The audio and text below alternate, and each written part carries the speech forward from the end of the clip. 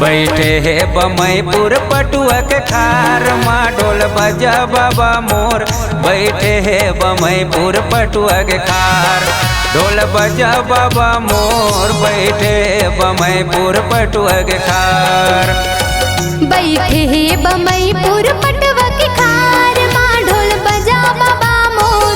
बैठे है बमईपुर पटुआ के खार माँ ढोल बजा बाबा मोर। बैठे है बमईपुर पटुआ के खार। दोनों गांव के बीच मेड़ो माँ हो, दोनों गांव के बीच मेड़ो माँ मंदिर धन के पार माँ ढोल बजा बाबा मोर। बैठे है बमईपुर पटुआ के खार माँ ढोल बजा बाबा मोर। बैठे है बमईपुर पटुआ के खार।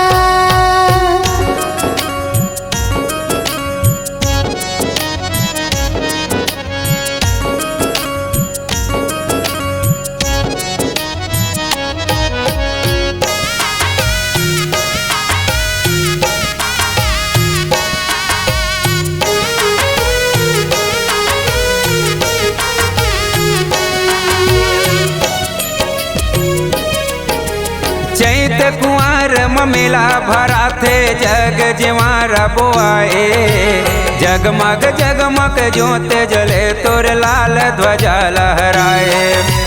चैत कुंवर मेला भराए जोत जिवारा बोआए। जगमग जगमग जोत जले तुर लाल ध्वजा लहराए। चैत कुंवर मेला भरा थे जग जिवारा बोआए। जगमग जगमग ज्योत जले तोर लाल ध्वजा लहराए। चैत कुंवर मेला भराए जोत जिवारा बोआए। जगमग जगमग जोत जले तुर लाल ध्वजा लहराए। जुग जुग गावा तोर महिमाला हो, जुग जुग गावा तोर महिमाला जब तक रही हो संसार माँ। ढोल बजा बाबा मोर। बैठे है बमईपुर पटुआ के खार माँ ढोल बजा बाबा मोर। बैठे है बमईपुर पटुआ के खार।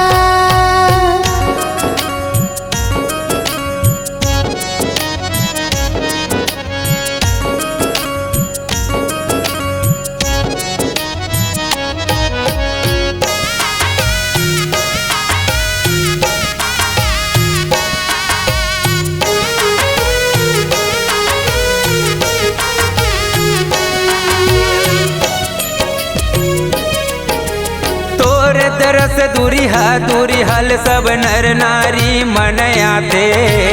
पान सुपाड़ी ध्वजा नारियल मन के मनौती मनाते। तोर दरस दूरी हाल सब नर नारी मनाते। पान सुपाड़ी ध्वजा नारियल मन के मनौती मनाते। तोर दरस दूरी हाल सब नर नारी मनयाते।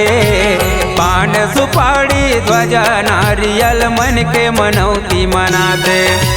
तोर दरस दूरी हाल सब नर नारी मनाते। पान सुपाड़ी ध्वजा नारियल मन के मनौती मनाते। कोयली मिठ मिठ का बोली बोले हो, कोयली मिठ मिठ का बोली बोले। बैठे हली मुआ के डार माँ ढोल बजा बाबा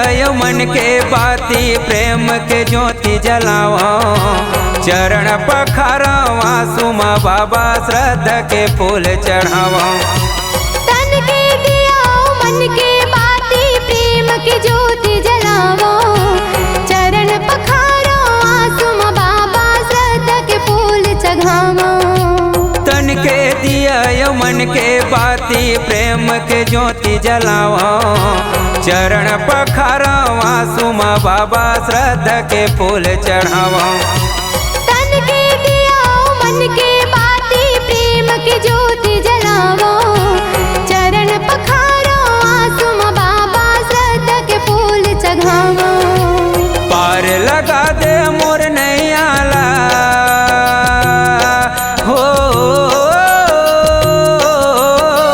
पार लगा दे मोर नैयाला डूबे जन मझधार माँ ढोल बजा बाबा मोर बैठे हे बमईपुर पटवा के खार ढोल बजा बाबा मोर बैठे हे बमईपुर पटवा के खार ढोल बजा बाबा मोर बैठे हे बमईपुर पटुआ के खार ढोल बजा बाबा मोर बैठे हे बमईपुर पटुआ के खार।